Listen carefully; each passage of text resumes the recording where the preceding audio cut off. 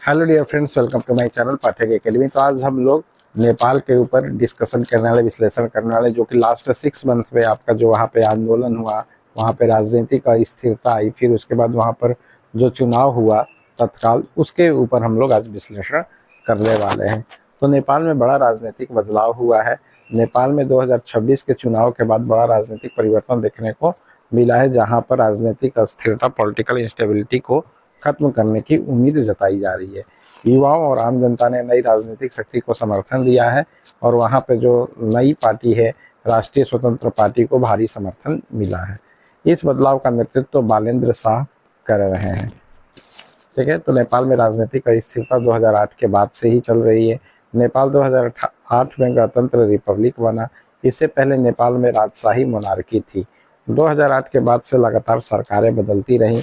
मुख्य तथ्य ये है कि 2008 से लेकर 2025 के बीच 1 दर्जन से अधिक प्रधानमंत्री बदले जा चुके हैं। कई सरकारें 6 महीने चली हैं तो कई सरकार 2 साल से ज़्यादा नहीं चल सकी हैं। बार बार कोएलिशन गठबंधन सरकारें बनती रही हैं।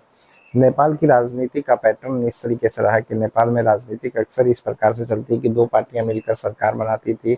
कुछ समय बाद गठबंधन टूट जाता था, फिर नई पार्टियां मिलकर सरकार बनाती थी। उदाहरण समझने के लिए यूज कर सकते हैं, जैसे कि कभी कम्युनिस्ट पार्टियां साथ आ जाती थी तो कभी नेपाली कांग्रेस प्लस अन्य पार्टियां सरकार बनाती थी।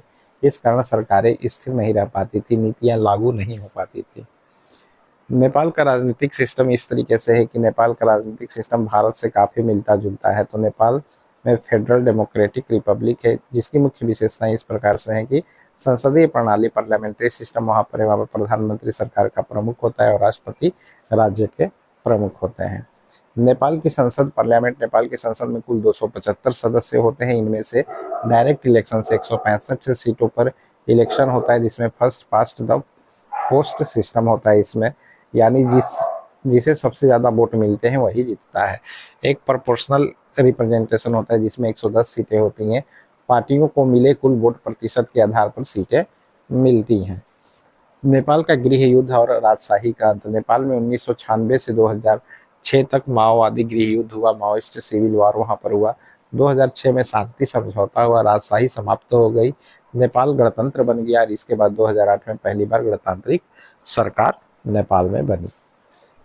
नेपाल की प्रमुख राजनीतिक पार्टियां थी। आपकी नेपाल की राजनीति में 3 प्रमुख पार्टियां थी। नेपाली कांग्रेस 1947 में स्थापित की गई। फिर दूसरी पार्टी थी लोकतांत्रिक पार्टी, जो कि कम्युनिस्ट पार्टी ऑफ नेपाल है। ठीक है, सीपीएन यूएमएल है, प्रमुख वामपंथी पार्टी। ग्रामीण क्षेत्रों में मजबूत समर्थन है इसका। माओवादी सेंटर में नेता आपके पुष्प कमल दहल थे, जो कि प्रचंडा थे। माओवादी आंदोलन का नेतृत्व इन्होंने किया था।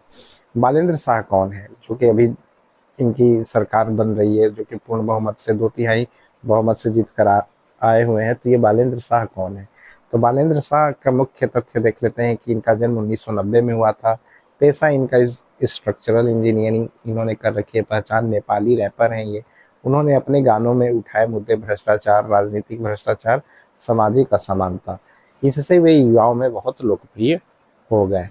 राजनीति में प्रवेश 2022 में इन्होंने किया। काठमांडू में मेयर का चुनाव हुआ। बालेंद्र शाह इंडिपेंडेंट कैंडिडेट के रूप में खड़े हुए। बड़ी पार्टियों को हराया उन्होंने। हराया किसको? नेपाली कांग्रेस के उम्मीदवार को, कम्युनिस्ट पार्टी के उम्मीदवार को। यह उनकी राजनीतिक पहचान का टर्निंग पॉइंट बना। राष्ट्रीय स्वतंत्र पार्टी आरएसपी की स्थापना 2022 में हुई थी। इसके संस्थापक आपके रवि लामी छाने थे। मुख्य विचारधारा इनका anti corruption, anti establishment politics, governance reforms और यूथ लीडरशिप थी।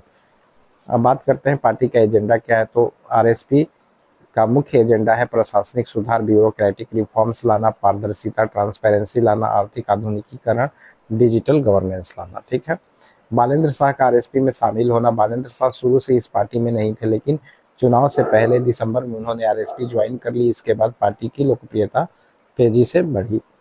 तो 2025 का जन आंदोलन। नेपाल में 2025 में बड़े स्तर पर युवा आंदोलन हुआ, इसका कारण था भ्रष्टाचार, बेरोजगारी और महंगाई। प्रदर्शन काठमांडू, पोखरा और विराटनगर में बहुत विशाल तरीके से किया गया। कई जगह हिंसक झड़पें भी हुई, कई लोगों की मौत भी इसमें हुई थी इस आंदोलन में। तो सरकार का पतन इन विरोध प्रदर्शनों के बाद केपी शर्मा ओली की सरकार गिर गई। इसके बाद अंतरिम सरकार बनाई गई। नेतृत्व विद्या देवी भंडारी। उन्होंने वादा किया कि 6 महीने के भीतर चुनाव कराए जाएंगे और उन्होंने अपना वादा पूरा किया। 2026 का नेपाल चुनाव, बड़ा राजनीतिक बदलाव हुआ। आरएसपी को भारी जीत मिली। यहाँ पर कहा जा रहा है कि 2/3 मेजोरिटी के करीब सीटें इनको, आरएसपी पार्टी को नेपाल में मिली हैं। तो नेपाल में वोटिंग सिस्टम आपका ईवीएम मशीन से नहीं होती। मतदान प्रक्रिया मतपत्र बैलेट पेपर से होता है। उम्मीदवार के सामने ठप्पा, इसके कारण वोट गिनने में ज़्यादा समय लगता है। सबसे बड़ा चुनावी झटका ये था कि बालेंद्र शाह ने चुनाव में केपी शर्मा ओली को हराया, जिसमें बालेंद्र शाह को 68,000 से ज़्यादा वोट मिले और केपी शर्मा ओली को लगभग 18,700 वोट मिले। यह नेपाल की राजनीति में बड़ा बदलाव माना जा रहा है। बालेंद्र शाह की लोकप्रियता के कारण एंटी करप्शन इमेज, खुद को ईमानदार नेता के रूप में पेश किया। सोशल मीडिया पावर इनका था, ये टिकटॉक, यूट्यूब और फेसबुक पर ज़्यादा सक्रिय थे, जिससे इनका युवाओं से सीधा संपर्क हुआ। अर्बन गवर्नेंस सक्सेस, सरकार में आने से पहले ये काठमांडू के मेयर रह चुके हैं, जिन्होंने अवैध निर्माण हटाए, कचरा प्रबंधन सुधारा और सेवाएं डिजिटल की।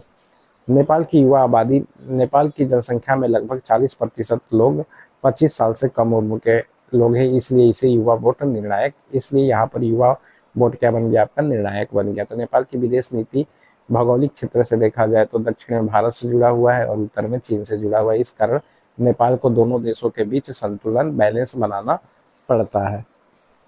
भारत नेपाल संबंध के बारे में बात करेंगे तो मुख्य क्षेत्र है भारत नेपाल संबंध में व्यापार, ऊर्जा सहयोग, जल विद्युत परियोजना। विवाद है आपका काला पानी और लिपुलेख सीमा विवाद, ये आपका विवाद है।